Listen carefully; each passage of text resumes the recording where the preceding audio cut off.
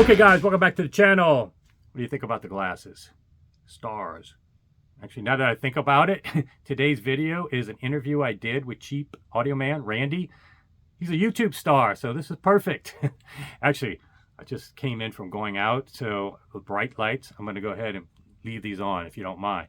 But this is just a preface I want to do because the video of the interview I shot while I was in Italy. And just to back up, I video interviewed most of the guys that I was on this tour with Fidelity Imports doing facility visits. And the reason I'm doing these interviews is because, number one, I wasn't going to pretend like this was some exclusive tour for me. You're going to see them in the background. So, you know, well, I guess it was somewhat semi-exclusive tour because not that many people were invited on this.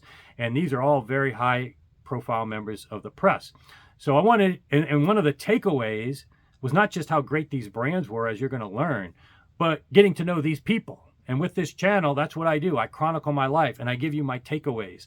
And this was one of the great takeaways of the trip, was getting to know these guys. So I'm going to do that first, so you'll get to know them if you don't, and then you'll see them in my videos when I do the tour coverage next. And Randy, I've already featured Tom Martin, and Randy is another one that had a big delta for me, like Tom, because from what you just see on YouTube, you cannot appreciate how sophisticated, engaging, fun, and hardworking this guy is. And I thought before we get to the interview, although you can jump ahead, I'll put a chapter if you want to, I wanted to share with you a few takeaways that I observed that was off camera about this guy that I think is super impressive. Number one, even though he covers cheap gear, there isn't a disconnect from me. And you say, well, you cover $1 million acapella Spherons, Viva gear, you cover the most expensive gear of anybody. Well, true in one respect, but look at what I own. I don't own that stuff. And to be honest with you, I could afford some of this stuff that I cover that's mega dollar. But the reason is, I've always had the same motto that he has.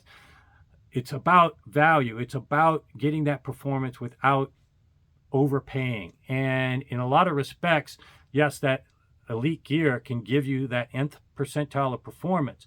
But a lot of times you go into people's houses that spend a ton of money on gear, and then people are like, he spent all that for that. I'd much rather people come over like they do now, hear this much more modest gear, and then be like, oh my God, it's better than anything I heard at this dealer, better than I heard at that dealer, better I heard at this guy's house that spent, $500,000. You want to be that guy and not the one overpaying and getting less performance. So I like to cover a little bit of everything, but I definitely see what he's and appreciate what he's doing. And he's basically countering many, many years of the periodicals focusing so much on these high-end, ultra high-end price tag stuff just because that gets the audience that they think is the hobby. But in reality, what he's shown is that there's hundreds of thousands of people interested in the hobby that like much more affordable gear. So kudos to him in that respect. Another kudos takeaway I wanted to share with you, I touch on it briefly in the video, but not to the level I think I should have, is that this guy works super hard. We talk about in the video that he encouraged you to start a YouTube channel yourself, but don't fool yourself, guys. You can't just make a funny thumbnail like he did. In fact, we joked about, I made a joke about him. All his thumbnails look like somebody's punched him in the nuts. Like he's got some weird face.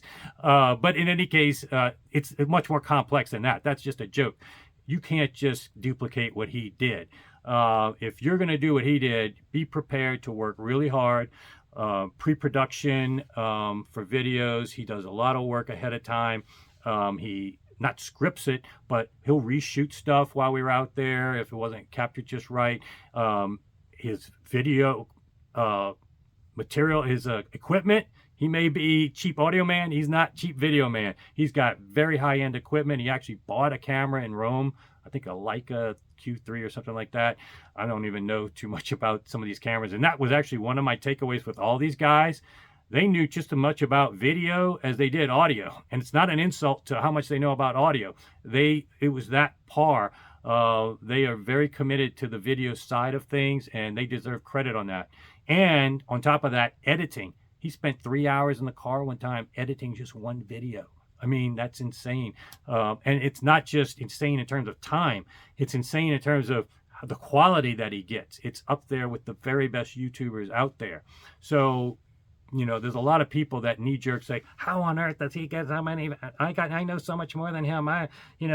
No, the problem is so many people think they can copy him. They can put a camera on themselves, make themselves the hero of their own story, and blabber and emotionally vomit and then expect to be like him. No, he makes the brand's the story. He makes a compelling story. That's one of the things I noticed with him and appreciated with him. He was looking for what story can he tell about the company, not making him the focus and the hero of his own story. And that, I think, is what, on top of his natural personality, is what relates to people.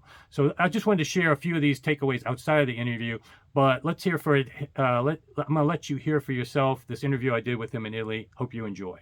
Okay, guys, welcome back to the channel. Look what I have today.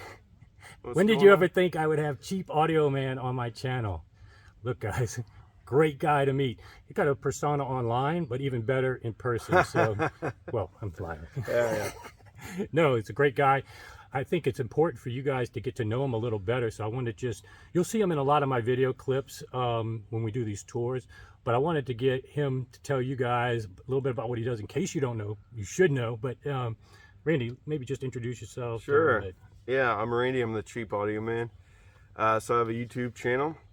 Appreciate this, Jason. My whole channel is a little bit tongue-in-cheek. I do make fun of high-end audio quite a bit, but the ultimate goal is just to get more people in the hobby. And so I talk about some ultra affordable stuff that a lot of people might consider to be garbage. But when I was starting out, I didn't have $1,000. I didn't have $500. So, my first systems were very modest, $100 amplifier, $50 speakers, a lot of used stuff. So I cover a lot of Chinese products coming in. I cover a lot of the ultra affordable stuff from Q Acoustics, from Project, TIAC, Emotiva.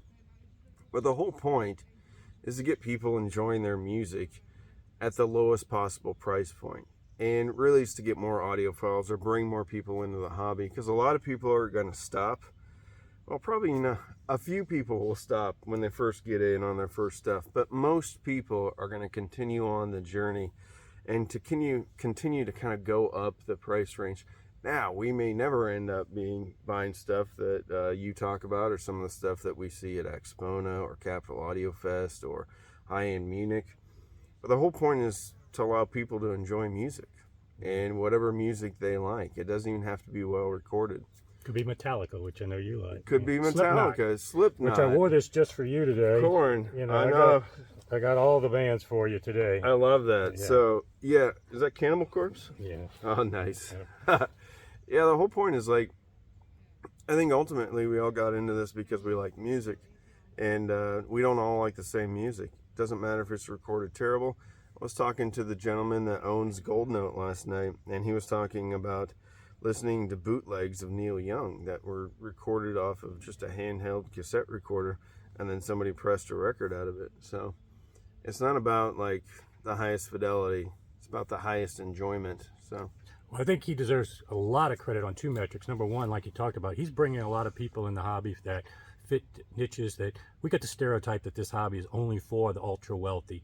He's bringing people in, not only Gen Z, because he does a really good job with his channel appealing to that type of pace on his videos, but also the affordability and showing that some of these products can give you a very high taste of the ultra high end. But on another metric, he's very influential in terms of the press. I mean, he's shown that you can do things that aren't Me Too type stuff. He's focusing on the cheap stuff, but also he is influential in the press in terms of a lot of people have tried to do YouTube channels, and you can try to do what he did, but you have to have not only the structure that you do very well, all the right things, but you have to have the personality too. You cannot have one without the other. And what he's been able to grow his channel probably faster than anybody in this hobby. I watched you when you were really starting with Ron. Yeah. And then I looked maybe, a year or so later, you were huge. Just nobody, I think, has become as big as fast as you have. So that's a credit to you, Oh, I covering appreciate all that. the bases and touching a market that was underserved. So yeah, anybody that doesn't know him should know him. Anybody that has some preconceptions about him, I wanted to make sure you know. Great guy. We had a lot of fun. How's the trip been for you so far? Oh man, it's a trip of a lifetime. I mean, the food, the people, it's just been awesome. You know, that's the cool thing is, you know, I usually wouldn't. It's not that I wouldn't associate, but you know, we get to see a lot of different perspectives from a lot of different angles. So there's a lot of stuff that I'm seeing that I would never talk about on the channel, and I can appreciate it. And you know, if that's if someone can afford things, then who am I to say what they should or shouldn't buy? But yeah, at the end of the day, I just like to have fun, and I appreciate the compliment. But I hope everybody that wants to start a YouTube channel starts a YouTube channel. I mean, it's better for the hobby, it's better for the industry if we have more voices talking, and it's a fun thing to do, and anybody can do it. So if you're watching, grab your camera, turn it around, and start talking about your favorite speaker, man. So yeah, and that's what I'm doing with the, I don't need to introduce you to him, but other people I will be interviewing that don't have online presence. A lot of these people in the hobby are all the people that we're with are top-notch people. Yeah. And yeah, it's about realizing that there's great gear, great performance, great aesthetics in this hobby, but there's also great people. And so that's part of what I wanted to do with this video. So thanks, Randy, for sharing a little bit. Well, one quick thing, you know, one of the most enjoyable times I had was last night, and we were talking about music, we were talking about artists, we were talking about movies. None of us were talking about not gear. A single audiophile topic. And that was what was so much fun, is like, if you take just a step or two back, I know we're constantly, and when I say we, I'm talking about the press and YouTubers in general, are constantly talking about the gear. But the funnest conversations we've had is about the music, about concerts that we went to, about concerts that disappointed us, about concerts that, you know, exceeded our expectations, movies. So it's been a blast. And we learn a lot about each other. Yeah, for sure. I know what your tastes are, and it's really cool. So I know where to go if I'm like, hey, is this band any good? I know who to call on that. And Michael Lavorgna, a lot of people you're going to meet. So I'm glad to be able to do this series with you guys. Lots of cool stuff, though, with the tours as well. So stay tuned for that. Any final thoughts, Randy? No, man, just enjoy the music. You know, pull something out that you haven't listened to for quite a while. Pull something out from when you were a kid, when you first got into it, and listen to it, even if it's a terrible recording. Just listen to it, close your eyes, and think about why you got into this hobby in the first place. All right, can't say it better myself. All right, guys, see you back here soon.